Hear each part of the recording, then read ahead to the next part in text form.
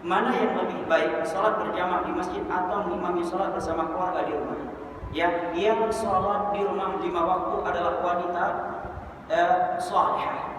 Lelaki yang saleh sholatnya di masjid, kecuali lelaki yang mau jadi salihah.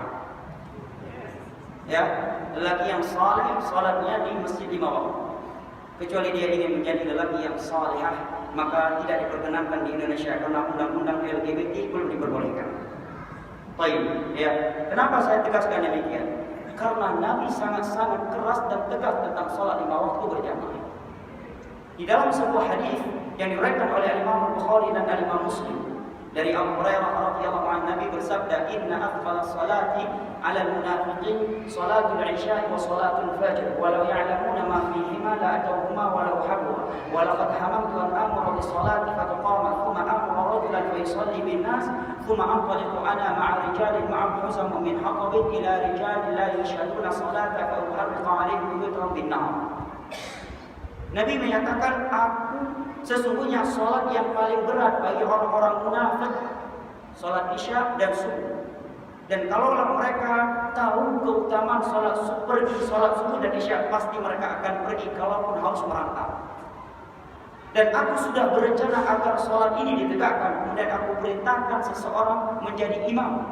Kemudian aku pergi bersama al-gojo membawa kayu-kayu bakar, mencari lelaki-lelaki yang solehah tadi. Kemudian kami bakar rumah-rumah mereka. Sisi pendalilannya, Nabi berencana membakar rumah-rumah yang di situ terdapat lelaki-lelaki yang solehah. Tidak ikut sholat berjamaah tanpa udzur syar'i, nggak sakit, nggak apa-apa. Kalaulah sholat jamaah nggak wajib, nggak mungkin Nabi berencana untuk membakar rumah mereka, karena yang mereka tinggalkan bukanlah hal yang wajib. Di sisi pendalilannya. Tapi tidak jadi Rasulullah lakukan karena di dalamnya ada kaum wanita, ada anak-anak, ada orang tua. Dalil yang kedua, firman Allah, warka'u ma'ar-raki'in, dan rukuklah kalian bersama orang-orang yang rukuk. Di sini fi'il amr, kata perintah. Hukum asal pada kata perintah bermakna wajib. Ya. Kemudian firman Allah dalam surat An-Nur, wa qad kanu yad'una ila sujudi fala yastati'un. Dan sungguh ketika di dunia mereka sudah dipanggil untuk sujud. Kata sebagian ahli tafsir, yaitu suara adzan yang dikumandangkan. Tapi dia nggak mampu pergi, nggak mau pergi. Maka pada hari ini dia tidak mampu berhadapan dengan Allah. Dalil yang kedua, hadis yang diriwayatkan oleh Imam Muslim dari Abdullah bin Mas'ud. Ucapan Abdullah bin Mas'ud ketika beliau melihat ada orang yang masbuk tinggal dari sholat jamaah.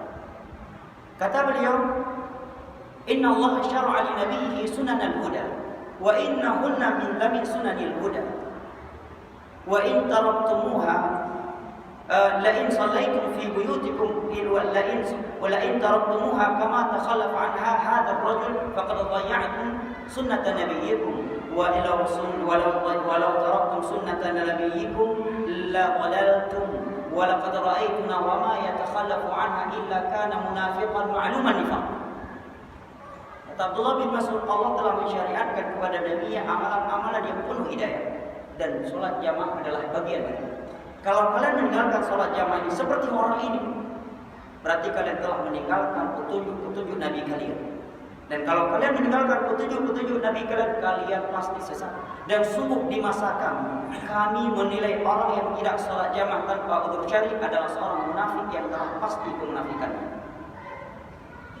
Terlebih khusus sholat subuh.